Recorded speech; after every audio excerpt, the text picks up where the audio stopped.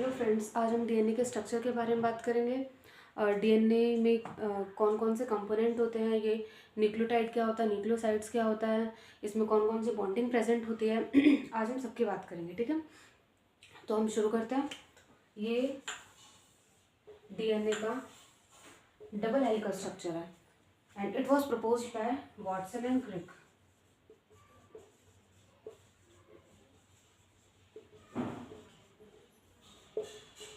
DNA के दोनों strand जो होंगे, एक ये स्ट्रैंड और एक ये स्ट्रैंड, इन दोनों की पोलैरिटी, ये दोनों जो है एंटी पैरेलल होंगे। अगर एक 3'5' है तो दूसरा 5'2'3' होगा। और एक हेलिक्स में अप्रॉक्सीमेटली 10 बेस पेयर्स होते हैं और ये एक हेलिक्स का डिस्टेंस जो है 34 आर्मस्ट्रॉन्ग होता है। इन हेलिक्स में ही बेस पेयर प्रेजेंट होते हैं, ये इस तरह से। और ये जो दो बेस पेयर है, ये और एक ये, इन दोनों के बीच का डिस्टेंस जो होता है ये 3.4 आर्मस्ट्रॉन्ग होता है। इन दोनों स्ट्रैंड के बीच का जो डायमीटर है वो 20 आर्मस्ट्रॉन्ग होगा। ओके, अब हम डीएनए के कंपोनेंट्स के बारे में बात करेंगे। डीएनए बेसिकली 3 कंपोनेंट का बना होता है। First component is sugar and then nitrogenous base pair,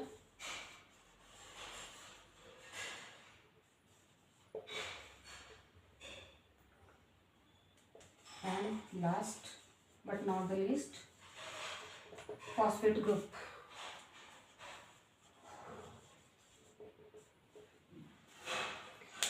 सबसे पहले हम फर्स्ट कंपोनेंट शुगर के बारे में बात करेंगे।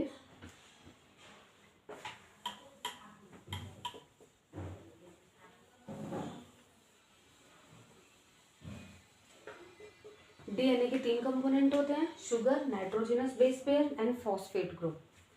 Sugar and nitrogenous base pair ये मिलकर, दोनों आपस में मिलकर न्यूक्लियोसाइड बनाते हैं। और ये तीनों कंपोनेंट मिलके, sugar, nitrogenous base pair and phosphate group, ये तीनों मिलके न्यूक्लियोटाइड बनाते हैं। न्यूक्लियोटाइड, ठीक है। अब आप हमेशा कंफ्यूज होते रहेंगे न्यूक्लियोसाइड में कितने कंपोनेंट होते हैं और न्यूक्लियोटाइड में। तो एक छोटी सी ट्रिक है कि न्यूक्लियोटाइड, टाइड में टी है, टी का मतलब 3, यानी कि जब तीनों कंपोनेंट है, ऑल ऑफ द 3 कंपोनेंट, ये तीनों कंपोनेंट मिलके न्यूक्लियोटाइड बनाएंगे।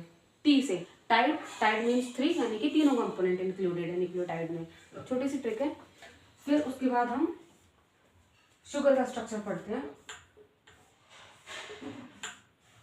डीएनए का नाम ही क्या है, डीऑक्सीराइबो न्यूक्लिक एसिड, यानी कि इसकी शुगर जो होगी वो डीऑक्सीराइबो शुगर होगी। डीऑक्सीराइबो शुगर में क्या होता है, 5 कार्बन होते हैं इस तरह से। ये कार्बन 1, ये कार्बन 2, कार्बन 3, ये कार्बन 4 और इसके साथ ये कार्बन 5, ये 5। ओके,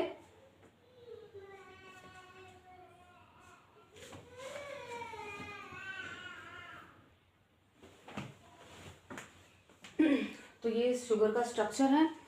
ये कार्बन 1 है, ये कार्बन नंबर 2 है, carbon number 3, carbon number 4 and carbon number 5। इसमें डीऑक्सीराइबो शुगर में क्या होता है, कार्बन नंबर 3, सिर्फ इस पर OH ग्रुप प्रेजेंट होता है।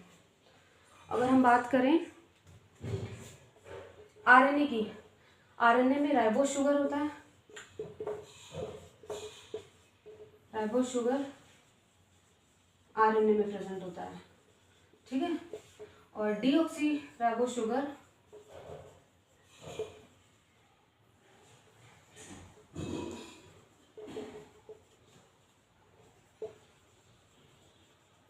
डीएनए में प्रेजेंट होता है।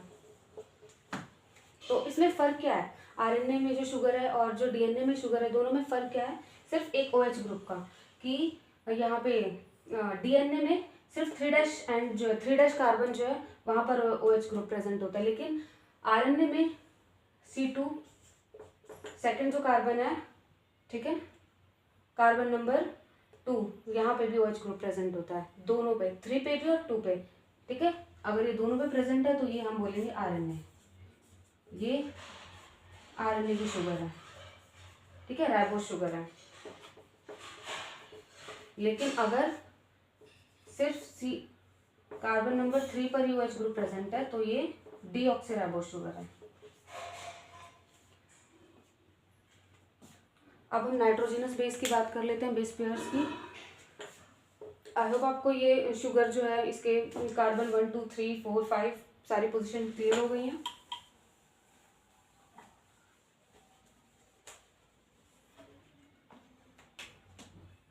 अब नाइट्रोजनस बेस पेयर,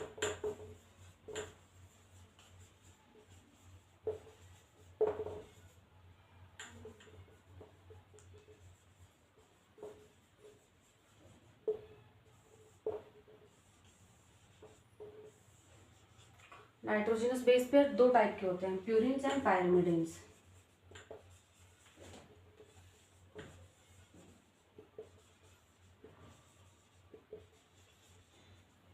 प्यूरिन्स में कौन कौन होते हैं? प्यूरिन्स में भी दो टाइप के नाइट्रोजनस बेस दो होते हैं, एक एडिनाइन